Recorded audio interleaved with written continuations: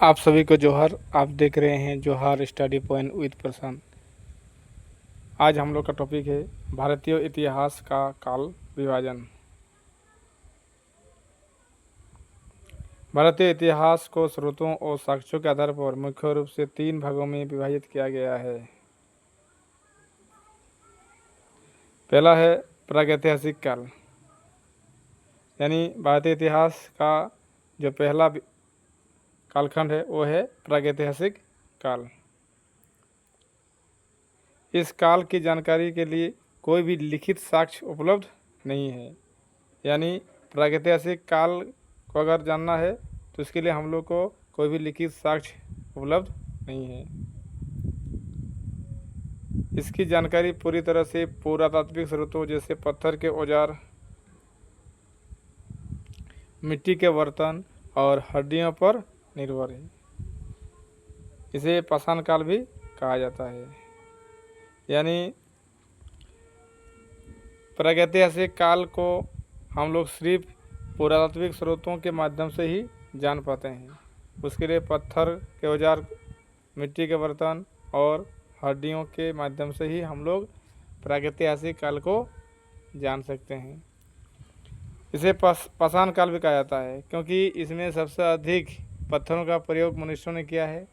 मनुष्यों ने पत्थर यानी गुफाओं पर रहना, पत्थर के औजार बनाना, यानी सिर्फ और सिर्फ मनुष्यों ने पत्थरों का ही सबसे अधिक उपयोग किया है इस काल में। इसलिए इसे पाषाण काल कहा जाता है। पाषाण का अर्थ होता है पत्थर। इसकी अवधि है 20 लाख वर्ष से लेकर 2500 ईसा पूर्व, यानी मनुष्यों ने सबसे अधिक इसी कालखंड में समय बिताया है। लगभग मनुष्यों ने 99% समय इसी कालखंड में बिताया है। नेक्स्ट है आद्य ऐतिहासिक काल। इस काल के पुरातात्विक साक्ष्य तो उपलब्ध है, लेकिन यहाँ की लिपि को अभी तक पढ़ा नहीं जा सका है। यानी इसका लिखित साक्ष्य मिला है, लेकिन उसकी जो लिपि है उसको अभी तक हम लोग पढ़ नहीं सके हैं। हड़प्पा सभ्यता यानी सिंधु घाटी सभ्यता इसके प्रमुख उदाहरण है। इसे कांस्य युग भी कहा जाता है। यानी हड़प्पा सभ्यता यानी सिंधु घाटी सभ्यता अर्ध ऐतिहासिक काल के अंतर्गत आता है। सिंधु घाटी सभ्यता को हम लोग सिर्फ पुरातात्विक साक्ष्यों के माध्यम से ही जान पाए हैं। यदि उसके लिखित साक्ष्य यानी लिपि को अगर हम लोग पढ़ लिए तो बहुत सारे हम लोग उनके रहस्यों को भी जान पाएंगे, जो अभी तक हम लोग को जानकारी नहीं है।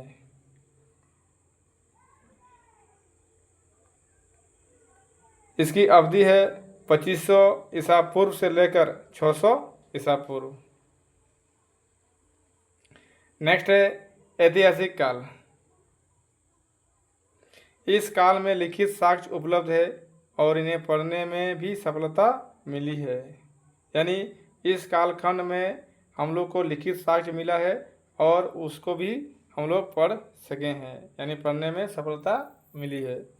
यह काल लगभग 600 ईसा पूर्व अर्थात महाजनपद काल के बाद से शुरू होता है। यानी ऐतिहासिक काल का जो अवधि है वो लगभग 600 ईसा पूर्व से लेकर अब तक का है।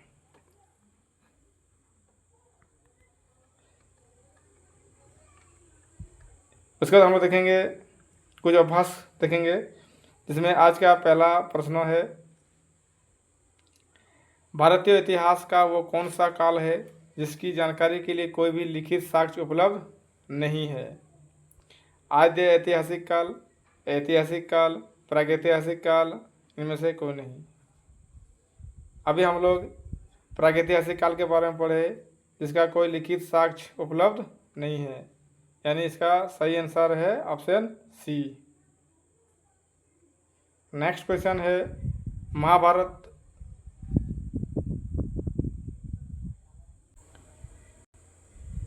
महाजनपद काल लगभग 600 ईसा पूर्व से इतिहास का कौन सा कालखंड आरंभ माना जाता है? ऑप्शन ए प्रागैतिहासिक काल, ऑप्शन बी आर्ध ऐतिहासिक काल, ऑप्शन सी ऐतिहासिक काल, ऑप्शन डी ताम्र पाषाण काल। तो महाजनपद काल का जो जानकारी है, यानी इसके लिए हम लोग ऐतिहासिक काल यानी ऑप्शन सी इसका सही आंसर होगा।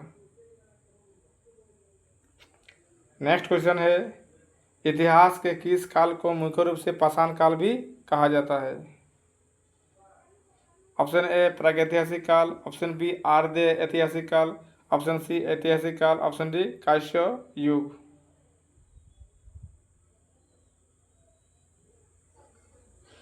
तो इसका सही आंसर है ऑप्शन ए प्रागैतिहासिक काल, यानी प्रागैतिहासिक काल को पाषाण काल भी कहा जाता है, क्योंकि मनुष्यों ने सबसे अधिक इसी समय पर पत्थरों का प्रयोग किया है, यानी पाषाण का प्रयोग किया है।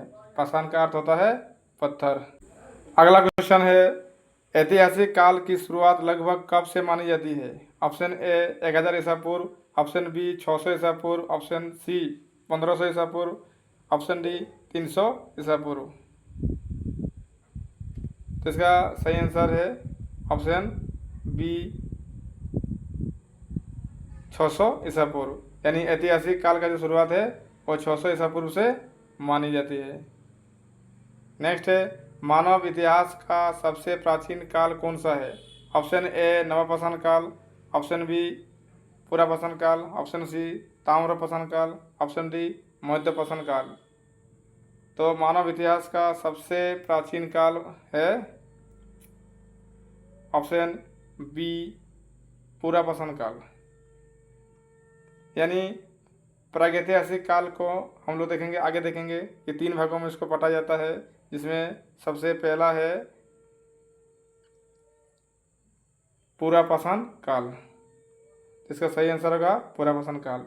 हम लोग नेक्स्ट वीडियो में प्रागैतिहासिक काल को विस्तार पूर्वक पढ़ेंगे और उसको 3 भागों में बांटा गया है वो भी हम लोग अध्ययन करेंगे। धन्यवाद।